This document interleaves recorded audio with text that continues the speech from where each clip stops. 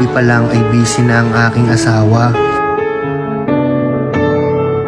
Dahil bukas balik eskwela na ang mga anak namin.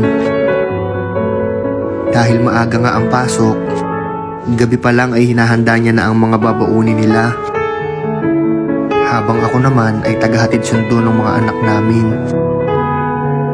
Puro babae kasi sila kaya natatakot ako bilang ama. Kinabukasan nga ay maaga kaming nagising dahil maghahatid ako sa eskwela. Habang ang asawa ko naman ay nagluluto na ng pananghalian. Medyo madilim pa nung lumabas kami. Dahil gusto ko masigurado na safe na darating ng eskwela ang aking anak. Ngayon, naintindihan ko na yung nararamdaman ng mga magulang namin dati. Naalala ko dati, gagalit pa ako sa mga magulang ko.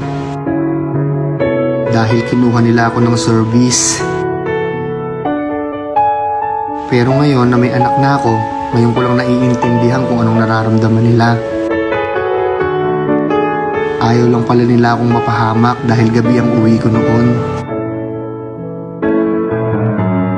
Ganito pala ang pakiramdam kapag magulang ka na, no? Magkakaroon ka ng takot hindi para sa sarili mo, kung hindi para sa mga anak mo. Takot ka nang makagawa ng mali dahil sila ang iniisip mo sa bawat gagawin mo.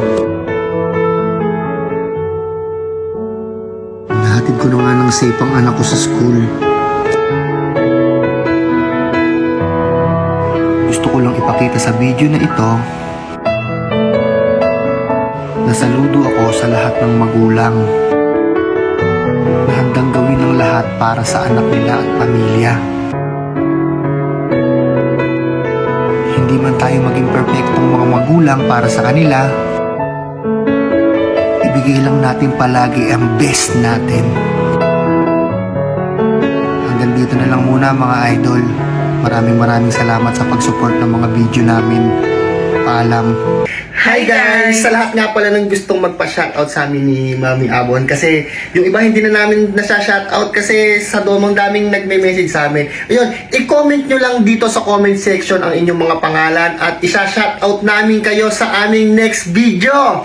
Yes. Yan, Comment na guys, comment na. I-comment nyo lang kung taga-saan kayo at kung anong lugar kayo para alam namin kung saan nakarating ang video na to. Maraming salamat sa suporta nyo guys!